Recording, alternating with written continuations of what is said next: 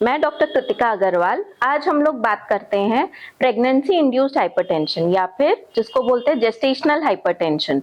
तो जो 20 हफ्ते के बाद की जो ब्लड प्रेशर की प्रॉब्लम होती है प्रेगनेंसी में, उसको बोलते हैं हम प्रेगनेंसी इंड्यूस्ड हाइपरटेंशन। आज हम लोग उस बारे में कुछ बात करते हैं। कैसे हो तुम आज? ठीक है। कोई तकलीफ हो रही है तुमको? नहीं।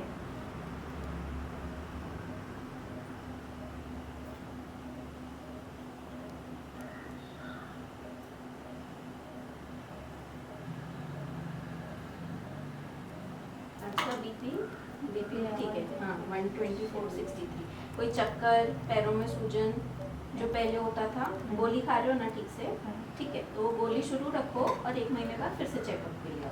कोई भी तकलीफ हो तो बीच में भी आ सकती हो। तो ये श्वेता थी जिसका प्रेगनेंसी में 20 हफ्ते निकल गए थे और उसके बाद बीपी की तकलीफ उसको शुरू हो गई थी। तो उसको शुरू हुई थी पैरों के सूजन से, तभी वो हमारे पास आई कि ये सूजन क्यों हो रही है।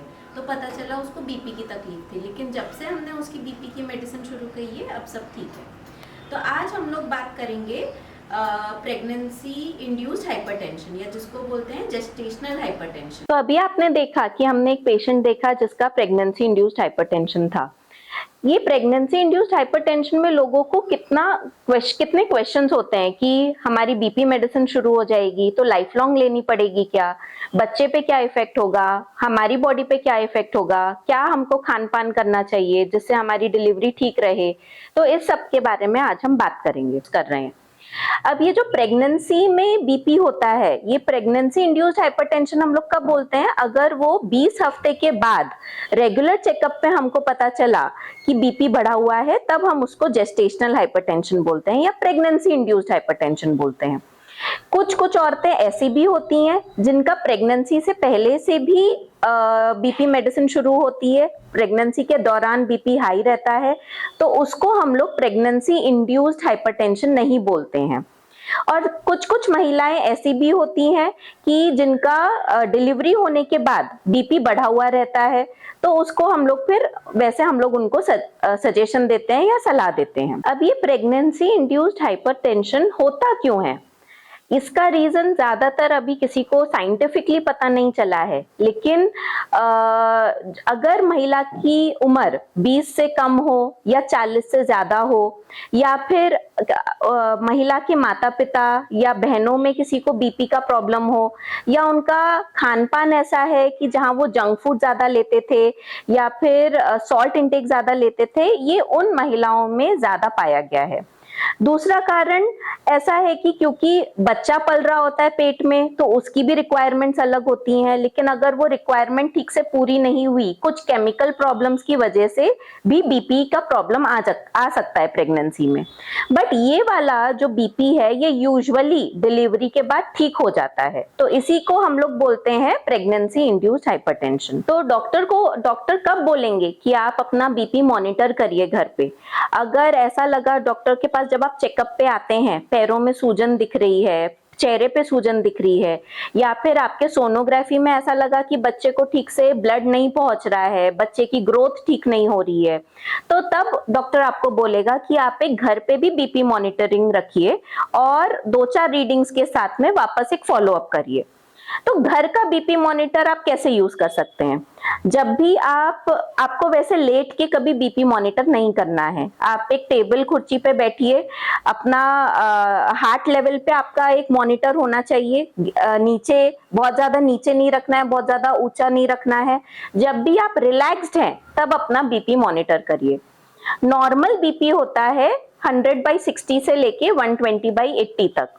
अगर आपका बीपी 140/90 के ऊपर जाता है तो उसको हम लोग बोलते हैं प्रेगनेंसी इंड्यूस्ड हाइपरटेंशन या फिर हाई बीपी।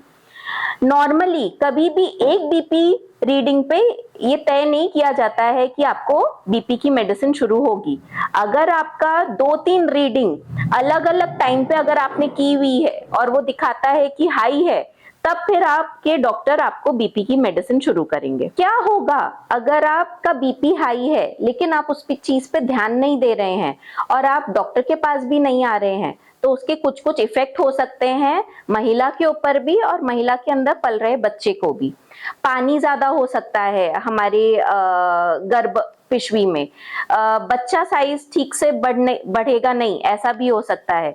कभी कभी हमारी जो नाल होती है जो यूट्रस से अटैच्ड होती है वहां पे ब्लीडिंग हो सकती है, तो बच्चा गिर भी सकता है, पेट में मर भी सकता है।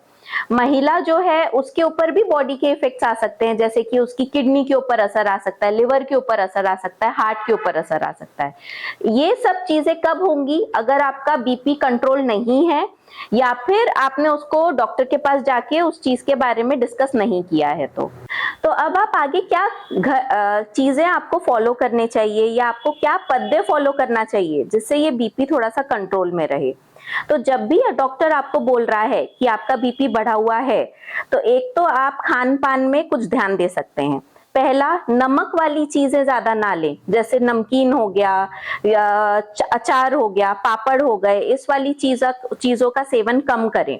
ग्रीन लीफी वेजिटेबल्स जैसे मेथी हो गए, पालक हो गया, राजगिरा हो गए, जो भी आपके लोकल मार्केट में मिलती हो वो वाली चीजें का सेवन ज्यादा करिए, क्योंकि उसमें पोटेशियम ज्यादा होता है, तो पोटेशियम से बीपी कम होता है।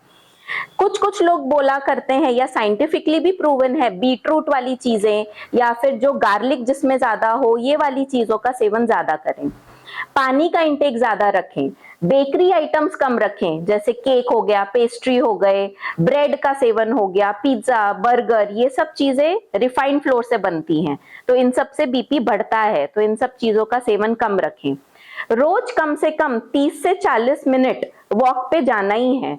तो कुछ कुछ एक्सरसाइजेस भी होते हैं जो प्रेगनेंसी के दौरान आप कर सकते हैं, वो हम अगले वीडियो में आपको बताएंगे, बट एटलीस्ट रोज 30 से 40 मिनट का वॉक रोज आपको करना है। सुबह उठ के कम से कम 10-15 मिनट ब्रीदिंग एक्सरसाइजेस करिए। घर का माहौल खुशहाल रखिए, मतलब ज्यादा टेंशन का माहौल ना रहे तो बीपी कंट्रोल में रहता है। और लास्टली, बीपी की मेडिसिन जो डॉक्टर ने आपको बताई है उसका सेवन ठीक से करें, मिस ना करें डोज। और अगर कोई प्रॉब्लम हो जैसे कि चक्कर आना, घबराहट होना, पेट ज्यादा फूला हुआ आपको लग रहा है या पैरों में सूजन लग रही है या आपको थोड़ी सी ब्लीडिंग हो रही है, ये सब चीजें अगर आपके साथ हो रही हैं तो आपके जो डॉक्टर है, ट्रीटिंग डॉक्टर या कोई भी आपके आसपास जो लेडीज डॉक्टर हो उनके पास जाके इस बारे में चेकअप करवाइए। तो ये सब चीजें हमारा प्रेगनेंसी इंड्यूस्ड हाइपरटेंशन या बीपी कंट्रोल में रहे प्रेगनेंसी के दौरान तो क्या क्या करना चाहिए इस बारे में है। तो मैं डॉक्टर कृतिका अग्रवाल यहाँ मेडिकेयर हॉस्पिटल में फिजिशियन हूँ, नहीं तो मैं यूनियन मल्टी स्पेशलिटी क्लिनिक में भी हूँ। आप कभी भी हमको कांटेक्ट कर सकते हैं इस बारे में।